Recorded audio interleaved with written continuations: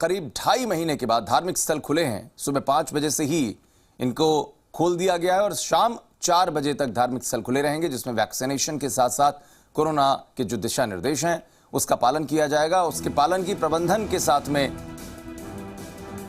जो कोशिशें हैं वो की जाएंगी और धार्मिक स्थल में बड़े बड़े अनुष्ठान फिलहाल नहीं होंगे, इसकी इजाजत नहीं है। भक्त 1 से 2 मिनट तक यहां पर रुक सकते हैं, दर्शन कर सकते हैं और मंदिर प्रबंधन की तरफ से जो प्रशासनिक अधिकारी हैं या मंदिर समिति के जो लोग हैं उनके साथ में बैठक की गई है। हालांकि बड़े मंदिर प्रबंधन थोड़े असमंजस में नजर आते हैं क्योंकि यहां पर बड़ी संख्या में दर्शनार्थी बाहर से आते हैं। तो ऐसे में किस तरीके से एग्जिट और एंट्री पॉइंट बनाए जाएं कि लोगों की मौजूदगी चलती अवस्था में रहे, लोग आए 1-2 मिनट स्टे करके दर्शन करके तुरंत निकल जाएं।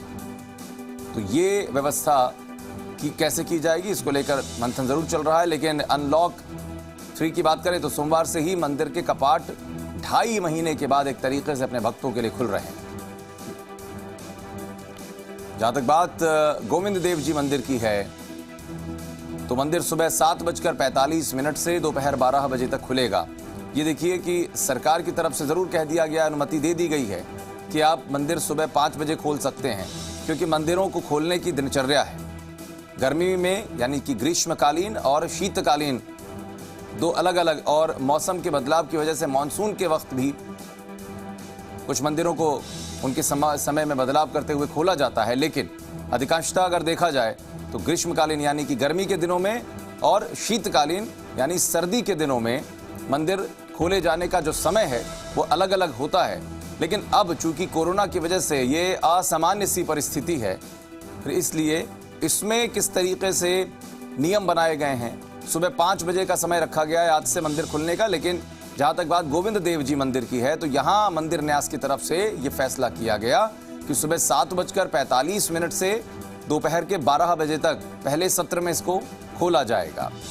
आमतौर पर मंदिर 2 सत्र में खुलते हैं, सुबह का समय अलग और शाम का समय अलग, क्योंकि शाम की आरती और सुबह की आरती 2 मूल आरतियां मंदिर में होती हैं। तो ऐसे में गोविंद देव जी मंदिर में फिलहाल ये कहा जा रहा है कि सुबह 7:45 यानी 7:45 बजे से लेकर दोपहर 12 बजे तक मंदिर खुलेगा। भक्त पहुंच सकेंगे, उनके आने और जाने की क्या व्यवस्था होगी, मंदिर के भीतर वो कितनी देर रुक सकते हैं, ये तय किया है सरकार ने।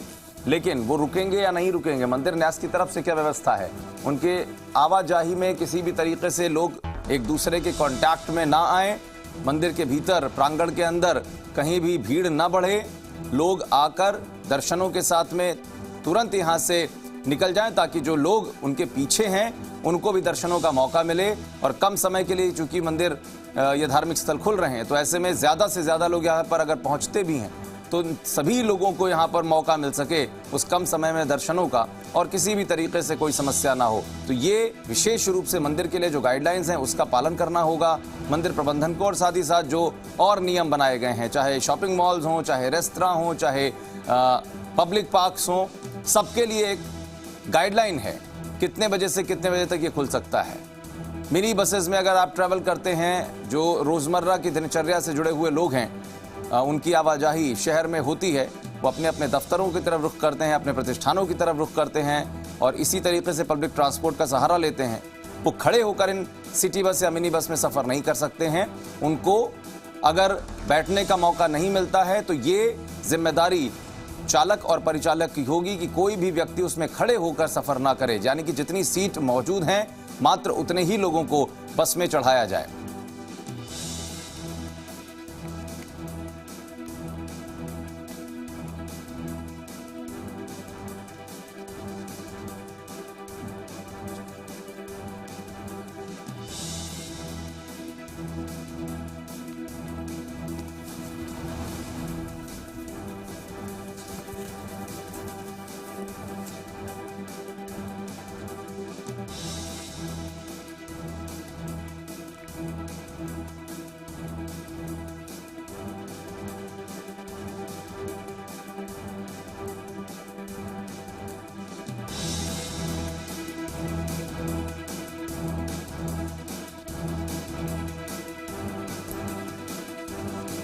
तो चाहे गोविंद देव जी मंदिर की बात करें, चाहे मोती डूंगरी गणेश मंदिर की बात करें, मूल रूप से ये दोनों राजधानी के वो मंदिर जहां पर सबसे ज्यादा प्रभु के दर्शनों के लिए लोग पहुंचते हैं। एक तरफ प्रथम आराध्य के दर्शन, दूसरी तरफ अपने आराध्य के दर्शन करने के लिए पहुंचते हैं।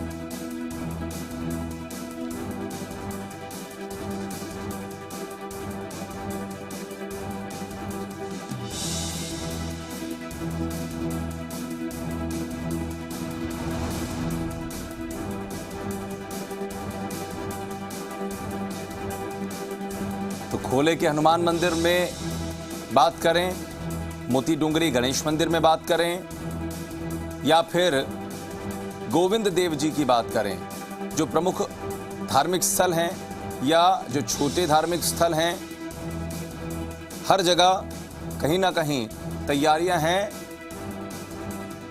फिर से भगवान से भक्त को मिलाने की।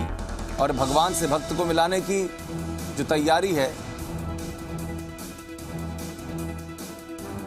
इसमें क्या कुछ और तैयारियां मंदिर की तरफ से हैं, क्या प्रशासनिक निर्देश हैं? इस जानकारी के साथ जी मीडिया संवाददाता दीपक गोयल हमारे साथ जुड़ गए हैं। दीपक, आपसे ही समझना चाहेंगे कि इस वक्त आप किस मंदिर में हैं और क्या कुछ तैयारियां यहां पर मंदिर प्रबंधन की तरफ से हैं, और जो प्रशासनिक निर्देश हैं उनमें तालमेल बिठाकर यहां पर लोगों की आवाजाही हो सके, इसकी क्या तैयारियां? देखिए, अनलॉक 3.0 की आज से शुरुआत हो चुकी है। कई रियायतें दी गई हैं, यानी कि रियायतों के साथ आज से अनलॉक 3.0 है वो सुबह 5 बजे से उसकी जो गाइडलाइन है वो उसकी शुरुआत हो चुकी है। देखिए, सबसे बड़ी बात यह है कि बाज़ारों में जो दुकानें हैं, मार्केट है, उनको खुलने का जो समय है उसको बढ़ाया गया है 3 घंटे, यानी कि आज से सुबह 5 बजे से शाम को 7 बजे तक जो मार्केट हैं वो खुले रहेंगे। सबसे बड़ी बात यह है कि एक धार्मिक आस्था जो कि छोटी काशी जिसे कहा जाता है, लोगों के लिए बड़ी एक सुखद बात है कि आज से धार्मिक स्थलों को करीब 2.5 महीने बाद है खोल दिया गया है। छोटी काशी के तमाम मंदिर, छोटी काशी सहित पूरे प्रदेश भर में आज मंदिरों को अनलॉक कर दिया गया है। कल जिला कलेक्टर ने सभी मंदिरों का निरीक्षण किया, अपनी टीम के साथ निरीक्षण किया। हम मोती डूंगरी गणेश मंदिर में हैं। मोती डूंगरी गणेश मंदिर में आप जो व्यवस्थाएं देख पा रहे हैं, कल विजिट के बाद हरी झंडी दे दी गई कि आप मंदिर को खोल सकते हैं, तमाम व्यवस्थाएं यहाँ पर माकूल हैं। तो आप देख सकते हैं कि अभी भगवान का स्नान हो रहा है, थोड़ी देर के लिए पट बंद है, लेकिन जो दर्शनार्थी है, जैसे ही लोगों को पता चला कि आज से धार्मिक स्थल हैं वो अनलॉक हो चुके हैं, तो जो गोले बनाए गए हैं, गोले के साथ सोशल डिस्टेंसिंग की पालना हो सके, तो फाइबर जो शीट है बीच में जो डिस्टेंस के लिए वो यहाँ पर लगाई गई है। हर जो दर्शनार्थी है उनको कह सकते हैं कि सैनिटाइज और मास्क के बाद ही मंदिरों के अंदर एंट्री दी जाएगी।